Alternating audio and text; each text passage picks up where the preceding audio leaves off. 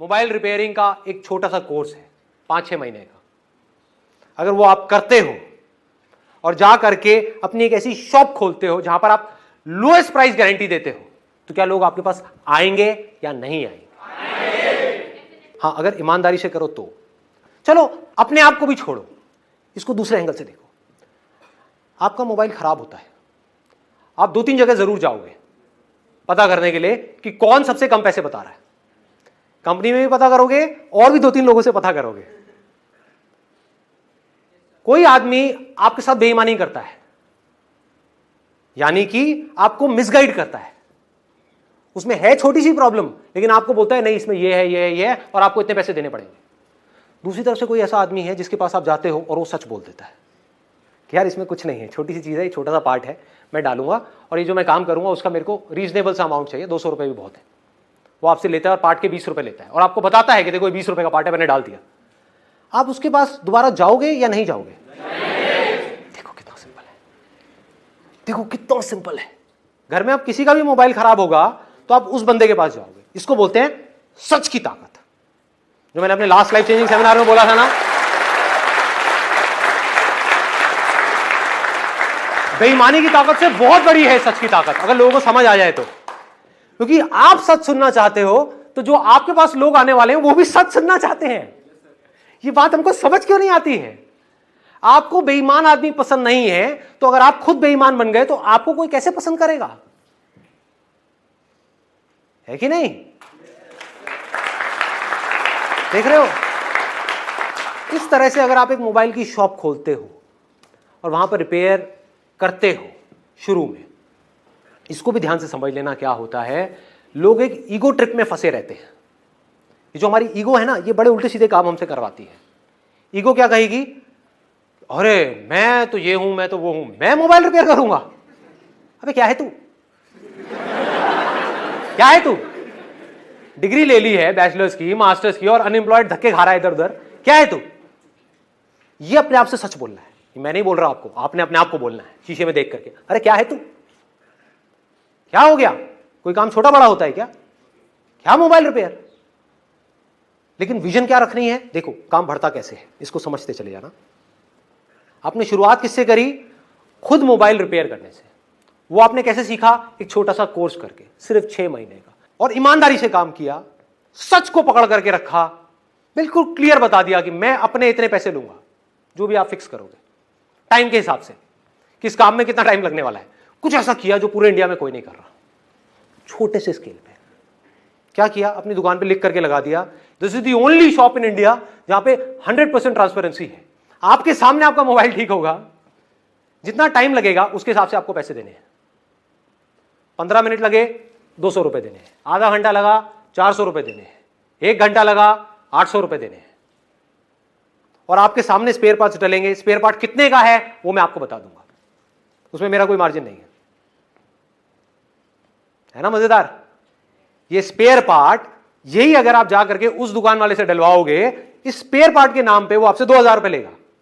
मुझे इसकी कॉस्ट आती है 500 रुपए, मैं आपसे लूंगा 500 रुपए। स्पेयर पार्ट को डालने में मुझे लगेगा आधा घंटा, मैं लूंगा 400 रुपए, और मैं लेकर के आ रहा हूं उस मार्केट से। आपको जाना है तो जाकर के पता कर लो, मैं बता दूंगा कहां से लेता हूं मैं अपने स्पेयर पार्ट से। आ गई ना ईमानदारी की हद? ऐसी कोई दुकान आपको मिल जाए अपने एरिया में, क्या होगा? मजा आएगा या नहीं आएगा? जब आपको मजा आएगा मेरे भाई, तो बाकी लोगों को क्यों नहीं आएगा?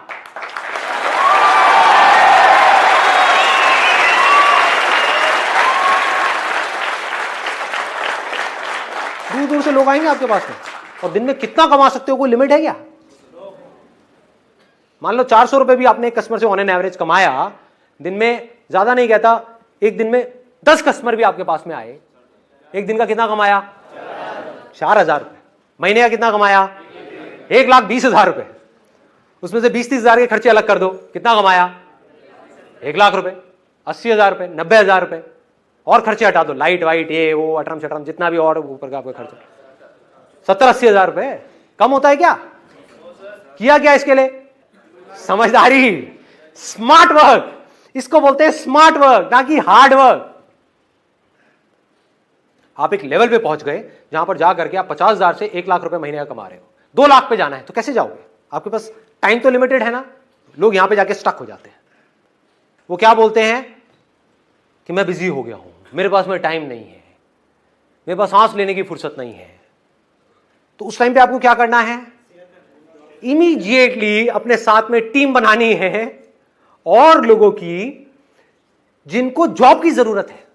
धीरे धीरे आपकी टीम बनने लग जाएगी लोगों की। आपके साथ में शुरू में सिर्फ एक आदमी जुड़ेगा, फिर 2, फिर 3, फिर 4, फिर 5।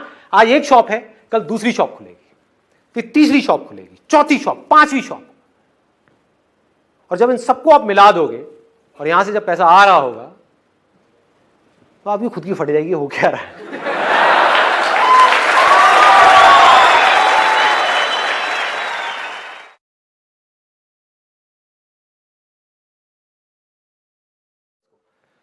एक ऑप्शन था मोबाइल रिपेयर। और आप क्या कर सकते हो, लोग आपके पास अपना मोबाइल ठीक कराने के लिए आ रहे हैं, पर जेन्युइनली आप उनको बोलते हो कि जो मोबाइल है इसमें ठीक कराने में टाइम बहुत लगेगा, पैसा बहुत लगेगा। कोई बेईमानी नहीं, सच बोला आपने। इससे अच्छा है आप ये नया मोबाइल ले लो, पुराना बेच दो। तो आप क्या कर सकते हो यहां पर एक काम, सेकेंड हैंड मोबाइल खरीदना और बेचना। इसमें कितना कमा सकते हो, कोई हद है मेरे भाई? एक 40,000 रुपए का फोन है। आजकल प्रॉब्लम क्या हो रही है, इसको प्रॉब्लम कहूं या डिजायर कहूं, कुछ भी कहूं, आदमी नौकरी कर रहा है 20,000 रुपए महीने की, उसके हाथ में फोन है 40,000 रुपए का। कमाल का फंडा है। एक मोबाइल फोन जो मार्केट में है 40,000 रुपए का, बिकता कितने का है? 10-12 हजार रुपए का।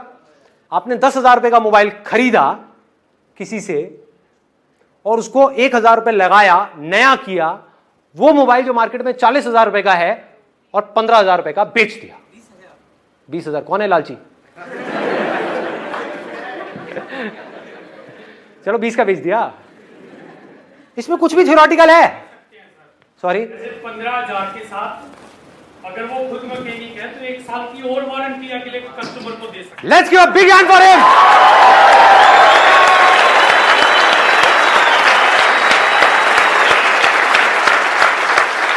क्यों मैंने बोला let's give a big hand for him? क्योंकि दिमाग चलना शुरू हो गया।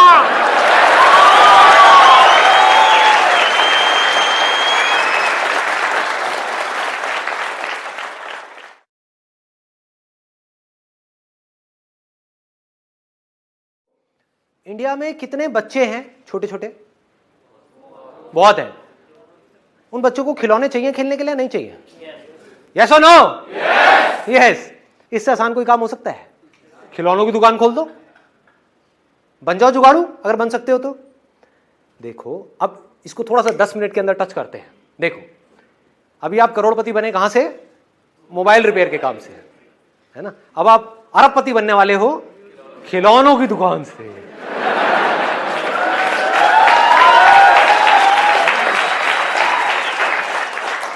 मैं सिर्फ सुतली दे करके छोड़ दूंगा, हाँ, अब बाकी काम आपको करना है। मैं चिंगारी दे रहा हूं, बम आपके अंदर से फटना चाहिए, अंदर से आना चाहिए कि हाँ।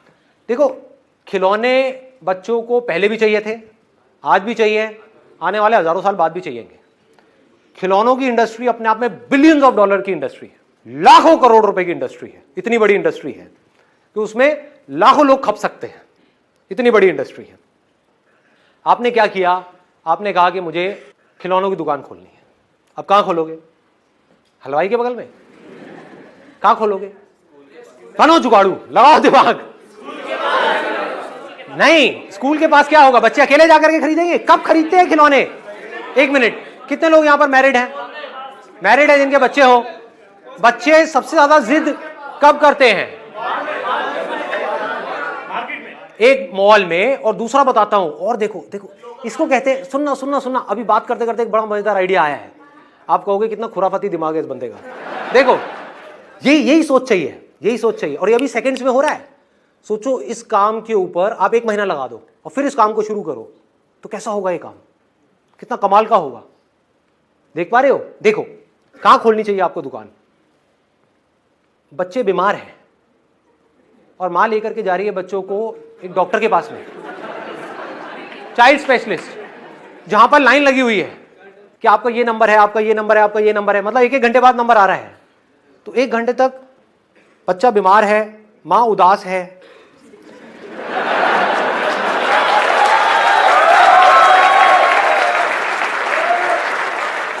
मां चाहती है कुछ देर के लिए बच्चा अपने दर्द को भूल जाए, बच्चा खुश हो जाए। बच्चा खुश होता है खिलौनों से, खिलौनों की दुकान है जस्ट उसके सामने, सोचो क्या होगा।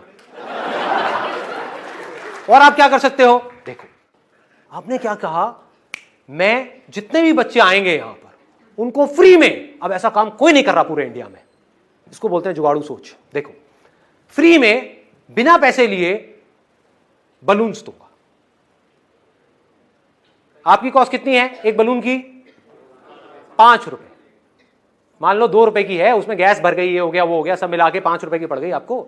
बहुत हाईफाई बलून नहीं, वो स्पाइडरमैन वाला बलून नहीं, सिंपल सा बलून जिसके ऊपर आपकी जो टॉय शॉप है उसका लोगो है।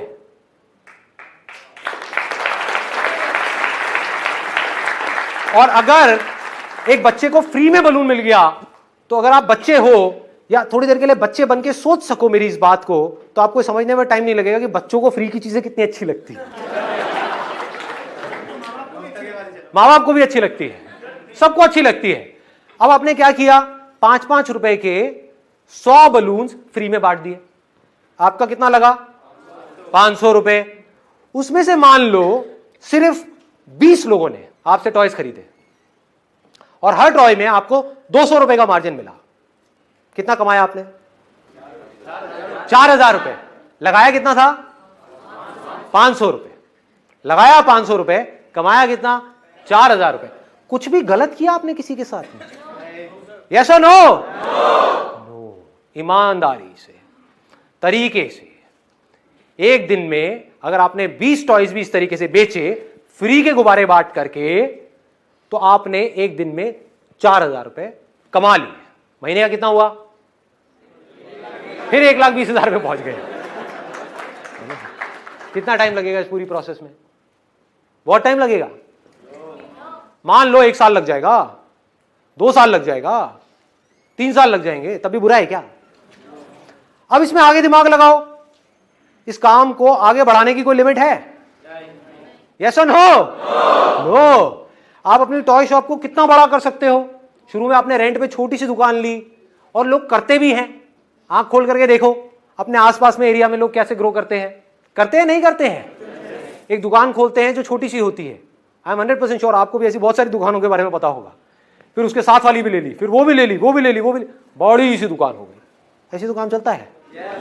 टॉय शॉप चल पड़ी, उसके बाद में धीरे धीरे बड़ा कर लो, उसके बाद में कितनी भी टॉय शॉप्स खोलो। क्या टॉयज को आप सिर्फ ऑफलाइन ही बेच सकते हो? ऑनलाइन नहीं बेच सकते? एक बार आपकी दुकान आ गई तो कहीं भी बेचो। ऑनलाइन कितने टॉयज बिक सकते हैं? कोई लिमिट है? कोई लिमिट नहीं है। अब ये कैसे बिकते हैं? देखो एक बात और ध्यान से समझो, यहां पर एक और चीज बहुत बड़ा सीक्रेट है, बहुत कम लोगों को समझ आती है। आपने क्या किया, एक टॉय शॉप खोली और अपनी पसंद के टॉयज ला करके वहां पे भर दिए, क्या होगा? बंद हो जाएगी बड़ी जल्दी, गारंटेड बंद होगी। अभी बैठ करके रहोगे कि यार ये संदीप ने आइडिया दिया टॉय शॉप का, फेल हो गया। समझो पहले मैं क्या कह रहा हूं। टॉय शॉप आपने खोली, उससे पहले आपने क्या किया? रिसर्च किया, रियलिटी के बेस पे, इमेजिनेशन के बेस पे नहीं। क्या है रियलिटी? आपकी दुकान तब चलेगी जब आपकी दुकान में वो टॉयज हो जो उन बच्चों को पसंद हैं जो उस एरिया में रहते हैं जिस एरिया में आपकी दुकान है। समझ आ रही है बात? हर एरिया के हिसाब से बच्चों की जो पसंद है वो भी अलग अलग है, depending upon the paying capacity of the parents. 80-20 का एक रूल है जो गोल्डन रूल ऑफ मार्केटिंग बोलते हैं, जिसको 80% जो रेवेन्यूज आते हैं किसी भी बिजनेस में, 80% जो रेवेन्यू जनरेट होता है किसी भी बिजनेस में, वो होता है 20% प्रोडक्ट से। मतलब आप 100 टॉयज अपनी दुकान में रखोगे, उसमें से 20 ऐसे होंगे जो बार बार बिकेंगे, 80 ऐसे होंगे जो कम बिकेंगे, और बहुत सारे ऐसे भी होंगे उसमें से 80 में से जो बिकेंगे ही नहीं। तो आपने क्या दिमाग लगाया कि शुरू में मेरे पास में कोई बड़ी दुकान नहीं है, छोटी सी दुकान है, लिमिटेड कैपेसिटी है। मान लो अगर दुकान का रेंट देने की आपकी कैपेसिटी है 10,000 रुपए, तो उसमें कोई बहुत बड़ी दुकान तो मिलेगी नहीं, छोटी है। तो बजाय 80% ऐसे खिलौने रखने के जो बिकते ही नहीं है, जो मेरी पसंद के हैं, उससे अच्छा यह है कि 20% ऐसे खिलौने रखे जाएं जो बच्चों की पसंद के हैं, जो बिकते हैं। इससे क्या हुआ? आपने एक बहुत बड़ा जंप मार दिया। अब आपके पास सारे वो खिलौने हैं जो उन बच्चों को चाहिए जो आपकी दुकान में आ रहे हैं। इसके लिए आप थोड़ी सी खुफिया बनती भी कर सकते हो, यानी कि वो जो दुकानें आपके आसपास में है, जिस एरिया में भी आप खोलने वाले हो, वहां पर जा करके टॉय शॉप के पास में बैठ जाओ और नजर रखो कि जो लोग अंदर जा रहे हैं वो क्या खरीद के आ रहे हैं, किस तरह के खिलौने खरीद के आ रहे हैं। आइडिया तो लग ही जाएगा, तो आपको समझ आएगा कि अरे तेरे की ये 4 तरह के खिलौने हैं जो बिके ही जा रहे हैं, भर दो अपनी दुकान को उन 4 खिलौनों से। आ गए मजे, क्या जरूरत है एक बड़ी दुकान खोलने की।